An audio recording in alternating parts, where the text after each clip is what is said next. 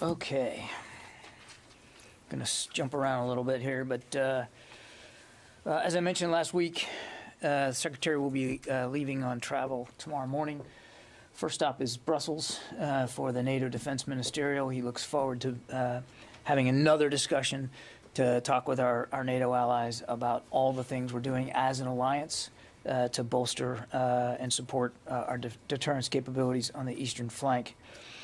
From there, he will go to Slovakia. I think we already talked about that last week. And today, the Secretary has added a third stop on in Bulgaria. So he will extend the trip by a day. We'll have a chance to meet with senior civilian and military leaders in Bulgaria. Also, a key stop in terms of the eastern flank of the alliance. He looks forward to that. We'll obviously have more detail as the trip progresses and certainly keep you informed. On an exercise note, Operation Noble Defender now is a recurring NORAD air defense operation, takes place throughout the year. This winter's Noble Defender, planned for March 16th, will occur during a series of Arctic activities that demonstrate Allied collaboration to defend North America's northern approaches. This iteration of Noble Defender will incorporate several assets from both Canada and the United States, with support from Denmark to allow air defense operations from full Greenland. During this exercise, NORAD fighters will conduct intercepts of U.S. Strategic Command bombers representing threat platforms throughout the Arctic from Alaska to Greenland. And we'll keep you apprised as that exercise progresses.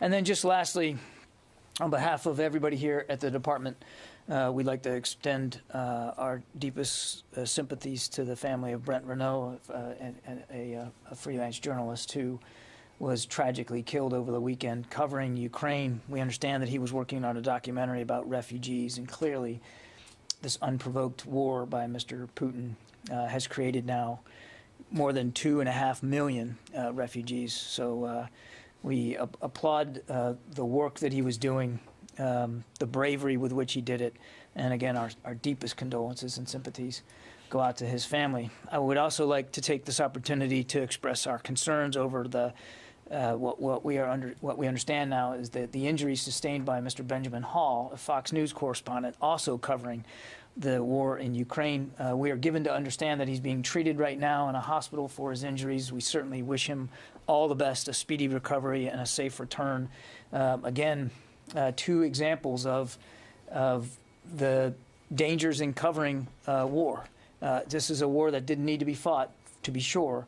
But just as to be sure, there are journalists from around the world on the ground trying to discover the truth and to show that truth and to tell these important stories. And again, our best go out to Mr. Hall, and certainly our deepest thoughts go to his family, as I'm sure they are worried about him and his well-being. But again, we're thinking about him. And with that, we'll start taking questions. Let's see, where's my AP guy? Lita, you're on the phone. Yep, I'm here. Thanks, John. Can you talk a little bit about the strikes on Yavoriv the other day? Are those strikes making it any more difficult for the U.S. to get security assistance in to the Ukrainians? And does that raise concerns about the war moving closer to the Polish border? Are there any new efforts going on to either supplement troops or other systems, weapons, et cetera, to protect Poland? Near the Polish border at the Yavoriv. So again, without getting into too much tactical detail, Jen, I mean, this was clearly a Russian airstrike. Our understanding is that these were cruise missiles fired from aircraft, long range, on the Yavoriv training facility there in western Ukraine. I can assure you that there were no U.S. military personnel there at that training facility. That's where the Florida National Guard had been doing their training before they left a few weeks ago. No U.S. contractors there, no U.S. Civilians, no U.S. government personnel there at all. As for the damage done, we know that several structures were hit. we don't have a perfect picture of what the damage was done or how much gear or equipment was hit and with what effect. But as we've said before, this is now the third significant strike in Western Ukraine. It certainly appears as if the Russians are broadening their target set. And were NATO weapon shipments going through that location? Is that why it was being targeted? I can't speak for Russian targeting justification. That's really not always clear to us.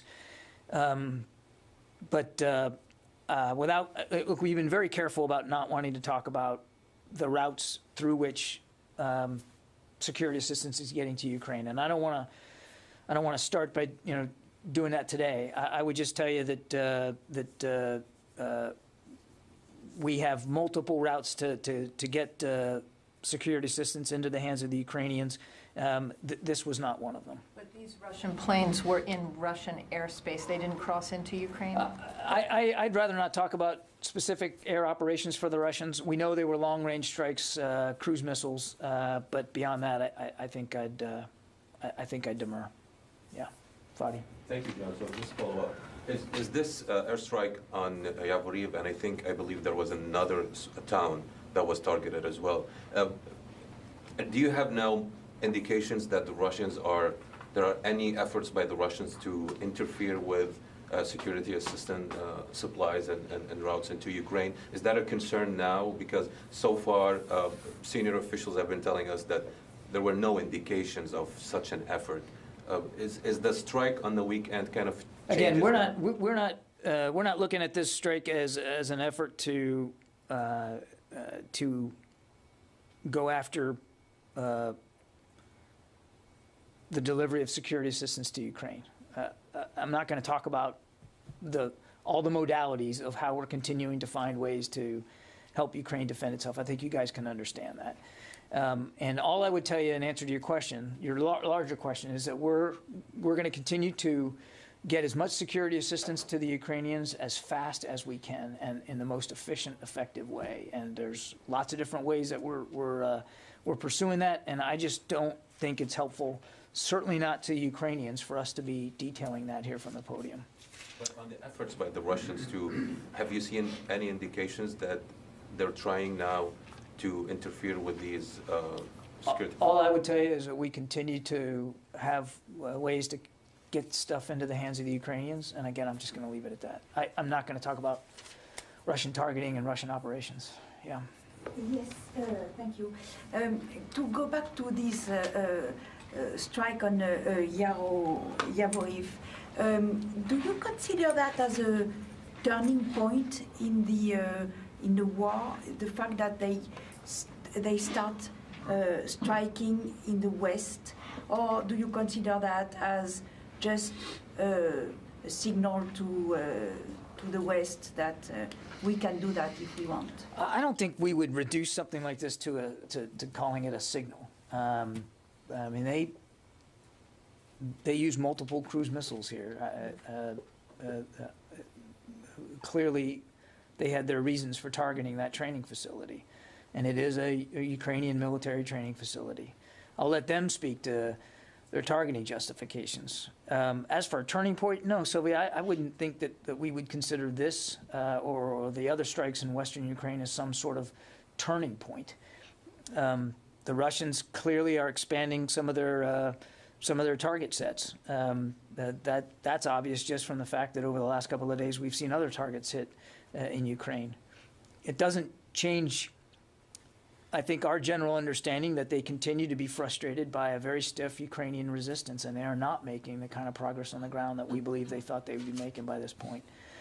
Let me try Lita again, since we didn't make that work. Lita, are you there? Yep, I'm here. Sorry. Can you hear me? Can you hear me? Yep, I got you. Okay. I just want to expand a little bit on a couple of the questions. Is it getting difficult more broadly to get security assistance into Ukraine at all? And secondly, as the strike at Yavoriv moved, sort of got the fight closer to the Polish border. Are you hearing anything from Poland about requests for potentially more security assistance to them or more troops? Do you see any more of that, of any more troops, et cetera, going into Europe in the next week or so? I don't have any additional troop movements to speak to, Lita. As you all know, when we do have something like that to talk about, a muscle movement, we'll do that, but I'm not, I have no troop announcements to talk about today. We are in constant communication with our Ukrainian counterparts about the types of assistance that they need, the defensive assistance that they need. This is an ongoing, iterative conversation that we're having with them. So I wouldn't go so far as to say that this particular set of strikes on that particular military facility has led to some renewed calls for additional or different assistance. This is a conversation that we continue to have with them. You saw that the president approved another $200 million drawdown package over the course of the weekend.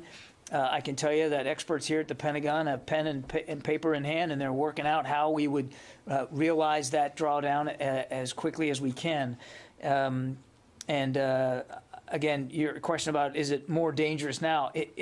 We've never taken for granted any opportunity that we have to continue to assist the Ukrainians with their defense needs. We're not taking anything for granted. And as I've said before, we're going to continue to provide as much as we can, as fast as we can. Yeah, David. John, you just said the Russians continue to be frustrated, not making any progress on the ground. Right. You say that most days. Does that mean that the Ukrainians are fighting the Russians to a standstill, or are the Russians making progress in ways that aren't measured by advances in the front line? I think we're going to be careful here at the Pentagon in terms of providing a qualitative report card assessment here and putting a name on it, standstill or what have you. What I would tell you, David, is that the Ukrainians continue to fight back very bravely and skillfully. And you've heard me use the word creatively, and I would say that that continues to be the case. They are making good use of their own knowledge, their own situational awareness, their skill sets, and certainly they're making good use of the material that they're getting, not just from the United States, but from many other nations as well.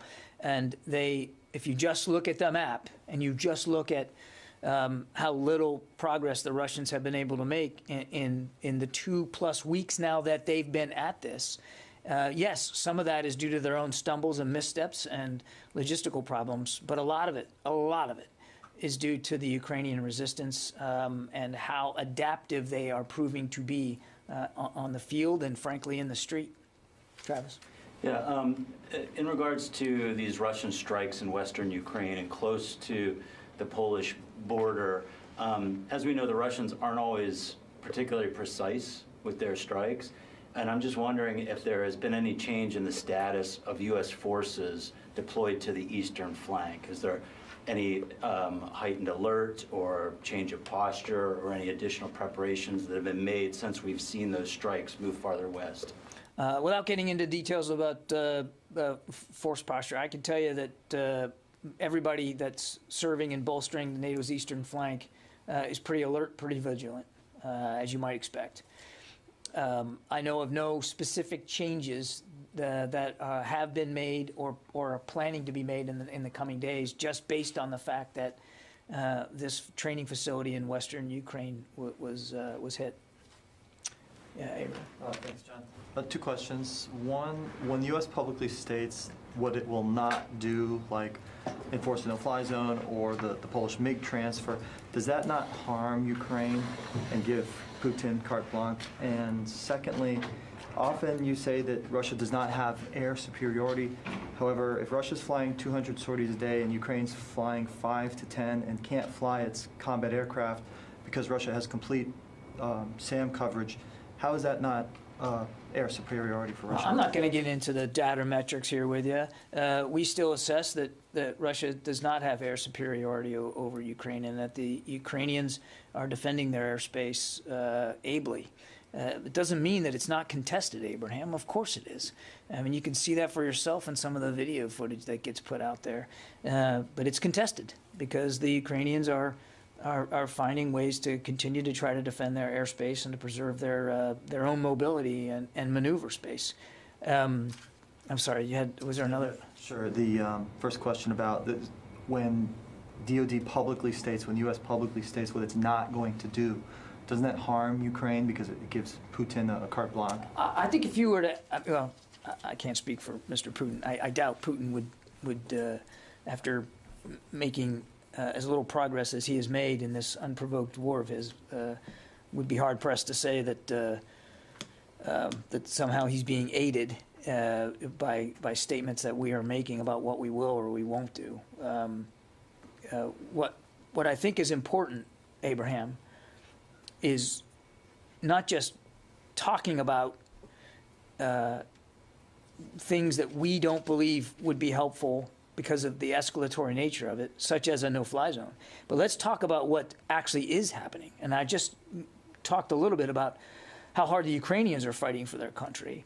But we, too, are providing them and continue to do it over the course of the weekend. And now there's a new drawdown package, and we will continue to fill that out and send material to them in concert with their needs after talking to them about what those needs are as fast as we can and as effectively as we can. And it's not just the United States. 14 other nations are doing this. Bilaterally, of course, we're helping coordinate some of that security assistance. But they're making good use of it. So there's a lot being done. Thanks, John. Yeah. Yeah, Kelly. I was going to ask, just going back to the airstrike in the west, it's believed to be the closest Moscow has come yet to the Polish border. So what are you taking this as? Is this Putin testing the West in any way, and how are we kind of showing our response to that? Yeah, I think we just need to be, first of all, I don't have granularity on the Russian targeting process. They hit a Ukrainian military training facility. They also hit some airfields in the previous few days in western Ukraine. They are clearly expanding some of their target sets here. I can't get into their heads and to tell you exactly what was behind that target on that day with that many cruise missiles. I don't want to just reduce this to some sort of signaling. If Mr. Putin was trying to signal his displeasure about a strong, united NATO with this war of his, then he's failed because he's getting exactly what he says he doesn't want, a strong, united NATO on his western flank.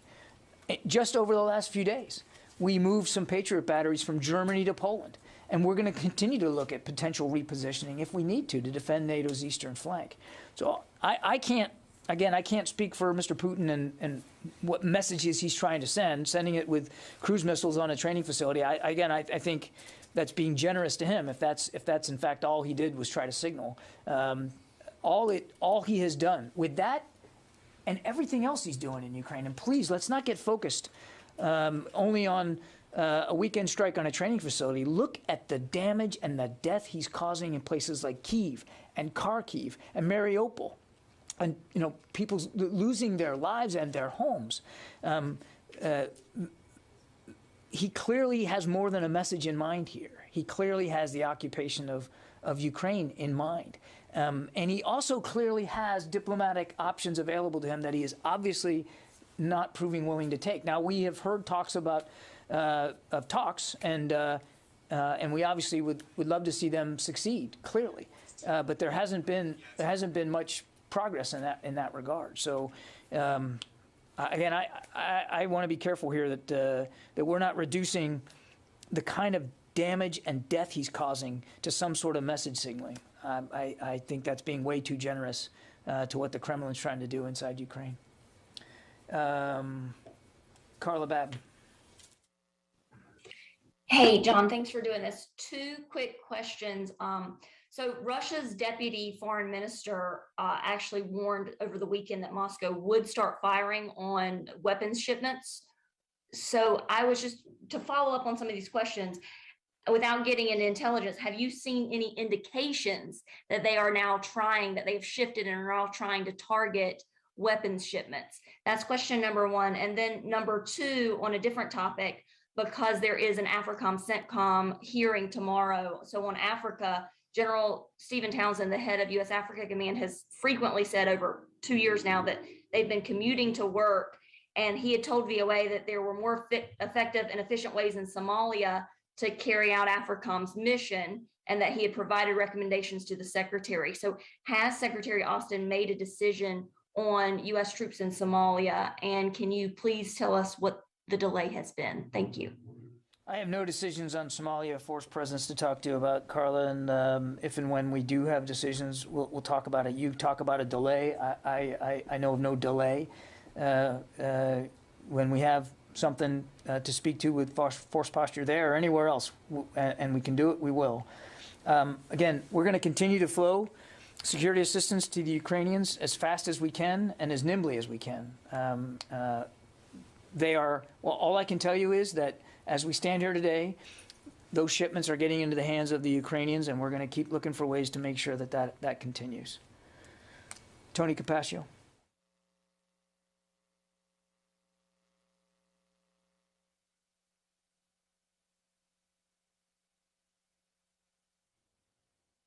Button there, Tony. Oh, hey, John. I didn't know you called me. Sorry. On the drawdown packages and packages going forward of aid to the Ukraine, do those also include potential allied contributions that the Pentagon would reimburse? So a couple of things there, Tony. First of all, the aid that's going to Ukraine is not a NATO alliance mission. These are sovereign decisions that individual nations are making about ways to assist Ukraine. It's not under the rubric of NATO, and I think that's important.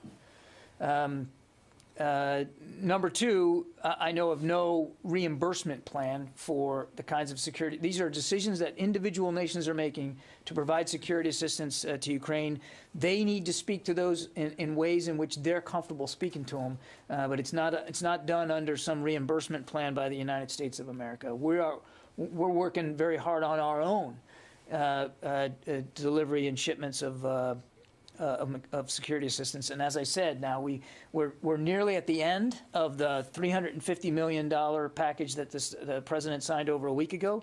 We've got almost all of that into their hands. The remaining items should be arriving very, very soon, and then we are already at work trying to figure out what the next drawdown package of $200 million is going to look like. Phil Stewart. Hey, John. So the U.S. has, or the Poland has, Patriot air defenses that I'm assuming could have ranged Yavoriv because it's so close to the border. I'm just wondering, is this now a show that that the U.S. line about not having troops fighting in Ukraine also extends to these air defenses that are on the NATO side? That the air defenses are really just going to kind of protect NATO airspace. I was wondering if you could. Is that what this incident kind of shows as well? That there's not going to be even missiles hitting missiles kind of thing.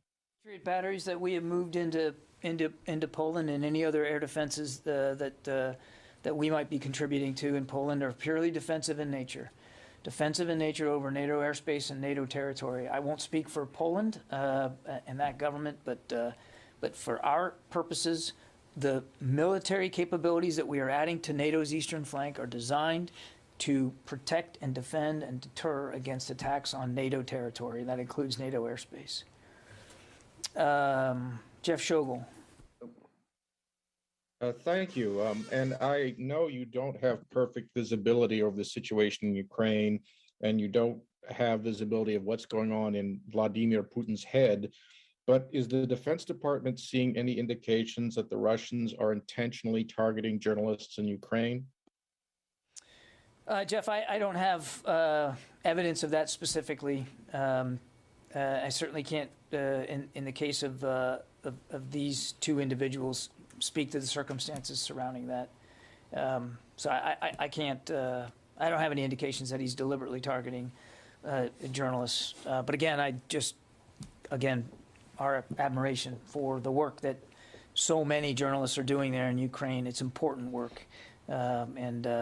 And all of us stand to gain by the context, quite frankly, that that these journalists are bringing to light.